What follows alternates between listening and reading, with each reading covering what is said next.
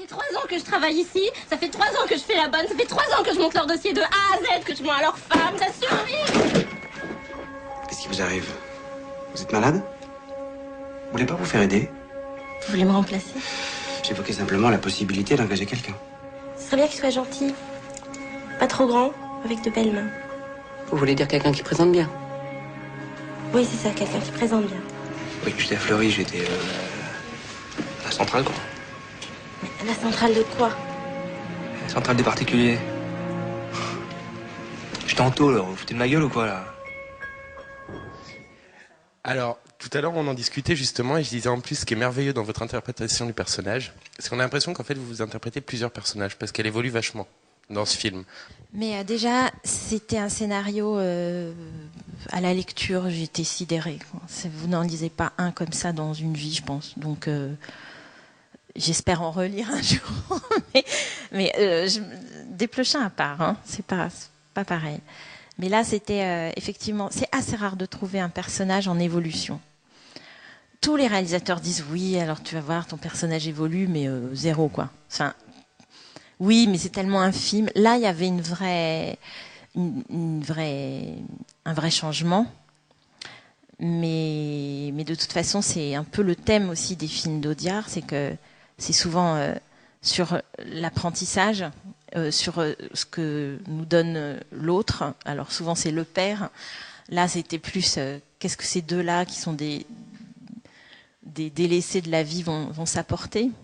Et déjà, le thème est génial. Enfin, c'est pas souvent traité, enfin en tout cas pas comme ça.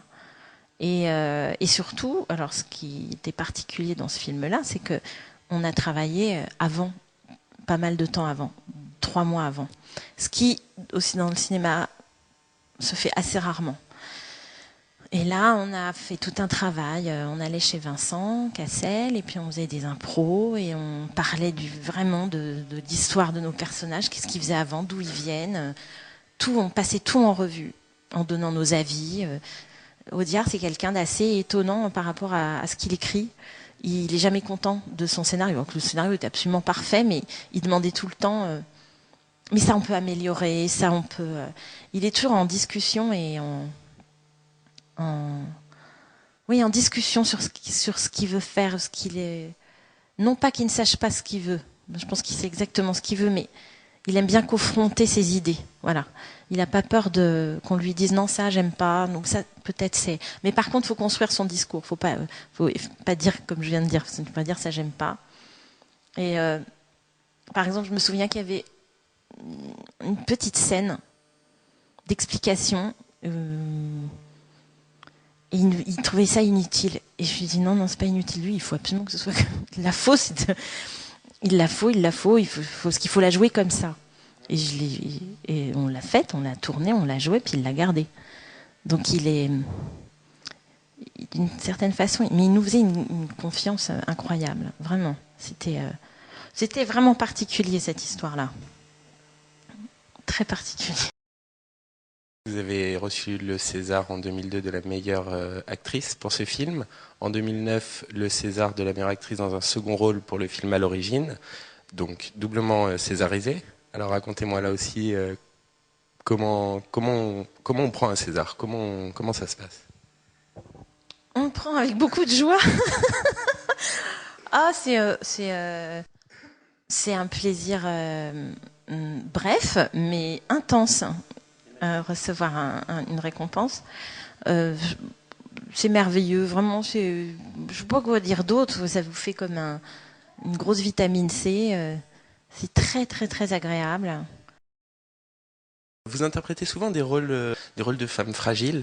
Est-ce que ces rôles se rapprochent de vous un petit peu? Je pense que tous les personnages ont une fragilité. Peut-être, effectivement, il y en a qui ont... je pense que c'est ce que je suis qui apporte ça, parce que j'ai un côté un peu, oui, comme ça. Je pense, quand je vois à l'écran, il y a une fragilité. Donc, quand on vient me demander de jouer un rôle, je pense qu'on s'adresse à cette fragilité-là. C'est un peu donnant-donnant, quoi. C'est pas tant que les rôles soient fragiles, c'est que même un personnage de femme un peu forte, un peu Les gens se disent, ah bah, si on y met un petit peu de fragilité, ça sera bien, ça fera moins... comme le personnage que je joue dans la pièce, d'ailleurs, qui pourrait être joué aussi de manière beaucoup plus sèche, je pense. Et finalement, d'y apporter une fêlure, la rend très, très humaine. Ouais, je pense, ouais. Alors, j'ai vu dans une interview que vous sembliez assez remonté contre l'évolution du cinéma français. Alors, est-ce que vous pouvez m'expliquer? Faisons-nous des amis. Voilà. Alors oui, je réfléchis beaucoup à ça en ce moment. C'est un peu ma grosse inquiétude, parce que j'en parle et que j'ai l'impression de ne pas être la seule de cet avis. Hein. C'est pas quelque chose que j'ai trouvé toute seule dans mon coin. Parce que de mon côté, je suis quand même plutôt bien lotie. Tous les films qu'on me propose sont vraiment excellents et j'ai des très beaux projets, donc tout va bien. Mais je m'interroge en tant que spectatrice plus qu'en tant qu'acteur de ce métier, acteur au sens faisant partie du métier du cinéma, on va dire. Et je ne vois pas beaucoup de rôles. Je vois pas beaucoup de rôles féminins vraiment très très forts. Je trouve qu'il y a on ne filme pas les femmes. Enfin, je sais pas comment dire. Il y en a 3-4 dans l'année, mais c'est rien. 3-4 dans l'année, c'est peanuts, quoi. Alors qu'il y aurait sûrement des tas de choses à faire, à dire, à filmer. Mais il y a une sécheresse en ce moment. C'est vrai qu'il y a une pauvreté dans les histoires, c'est un peu, j'ai dit ça dans je sais plus quelle interview, il y a beaucoup de testostérone, mais les femmes, you, where are you? Donc oui, c'est un peu inquiétant, et j'en parlais même avec Anaïs, donc qui n'a pas le même âge que moi, qui commence, mais qui a déjà fait quelques films, qui a la chance aussi d'avoir quand même interprété des personnages forts, surtout dans D'amour et d'eau fraîche, dans des choses comme ça. Et elle aussi, elle peine à trouver vraiment des scénarios. En fait, on attend là des cinéastes. Il y a des filmmakers, mais il n'y a pas de cinéastes, de gens qui aient une vraie vision. Il y en a, hein, mais trop peu, je trouve. Trop peu. En parallèle, qu'est-ce que vous pensez de l'évolution du théâtre? Alors là, je serais moins... parce que je ne vais pas assez au théâtre. Donc mais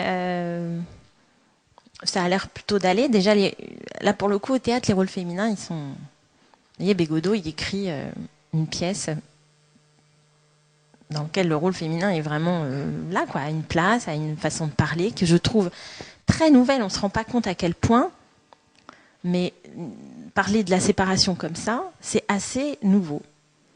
C'est qu'on n'est pas, par exemple, dans une culpabilité, dans des choses qu'on a l'habitude de voir, dans toutes ces histoires de divorce, soit les hommes, les femmes, tout le monde est perclus de culpabilité. Et là, non.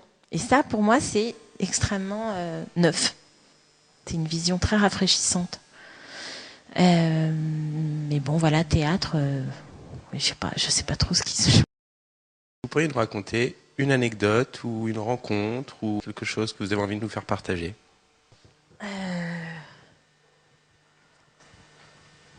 Mon meilleur souvenir. Un beau souvenir. Je sais pas, il n'y a pas un beau... Les souvenirs que j'ai, finalement, c'est quand on est sur un plateau de cinéma et qu'on tourne un film et où il y a des jours où on est en jubilation totale parce qu'on adore tellement ce qu'on joue, on adore tellement l'équipe, on est tellement... Quand ça se passe comme ça, c'est les plus beaux souvenirs. Quand c'est vraiment quand tout le monde avance en même temps, du même pas pour fabriquer un film. Ça, c'est tellement beau quand il y a une personne qui traîne la patte en disant oui, non, c'est pas bien. Ouais, ça les intéresse moyennement.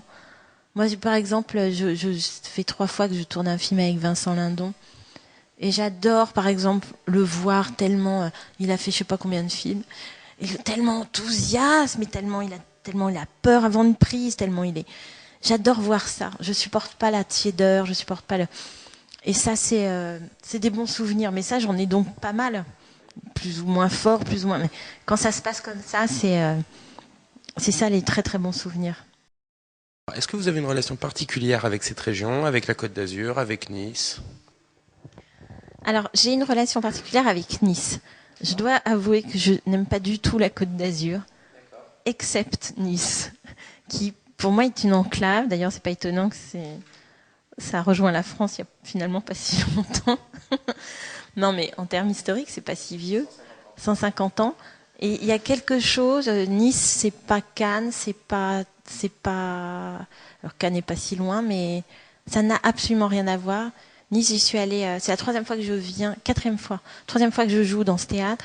Et j'étais venue tourner aussi L'Adversaire de Nicole Garcia. Et c'est une ville vraiment. Je m'y sens très très très bien. Alors que vraiment, je déteste la Côte d'Azur. C'est pas du tout un endroit où je me sens bien, la Côte d'Azur. Je sais pas. J'aime pas le climat. J'aime pas les gens. Mais Nice. Je suis venue avec mes enfants tout petits. Et voilà, j'ai des souvenirs d'aller sur la plage avec eux en plein hiver. Il fait beau tout le temps. Chaque fois que j'arrive, il fait beau. Donc, ils ont du soleil tout le temps. Les gens sont particulièrement adorables. Et il y a un accueil, quoi. Il y a quelque chose. Alors que c'est une ville plutôt touristique, on pourrait croire que les gens sont un peu nerveux. Bon, je suis jamais venue au mois d'août. À mon avis, ça doit être une autre ambiance. Ça doit être envahissant, tous ces touristes. Mais les gens sont absolument adorables. Mais vraiment. C'est cette gentillesse, c'est du pain béni. Vos projets pour la suite, est-ce que vous pouvez m'en parler un petit peu?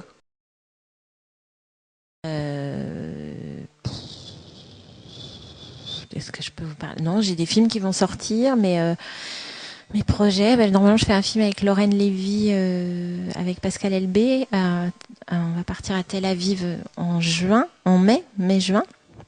Voilà, après j'ai d'autres projets, mais bon, voilà, vous verrez bien. Et est-ce que vous auriez pour finir un message à faire passer à tous les jeunes qui souhaiteraient devenir comédiens, par exemple, donc qui peuvent être en école ou...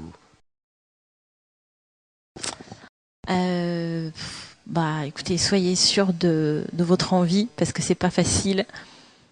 Et essayez d'être toujours vous-même, de ne pas se plier à une mode ou à une façon d'être ou une façon de jouer. Voilà. Et sinon, j'ai un autre message à faire passer aux écoles de journalistes. Méfiez-vous de Wikipédia et de googliser les gens, parce qu'il y a beaucoup d'erreurs. Donc, faut trouver d'autres sources de renseignements. Mais vous, bravo, hein. Aucune erreur. Bravo. Merci beaucoup en tout cas de nous avoir reçus ici au Théâtre National de Nice. Et bon courage pour la suite, parce que alors, si j'ai bien compris, il reste 70 représentations. Voilà, 70. Merci. Merci à vous.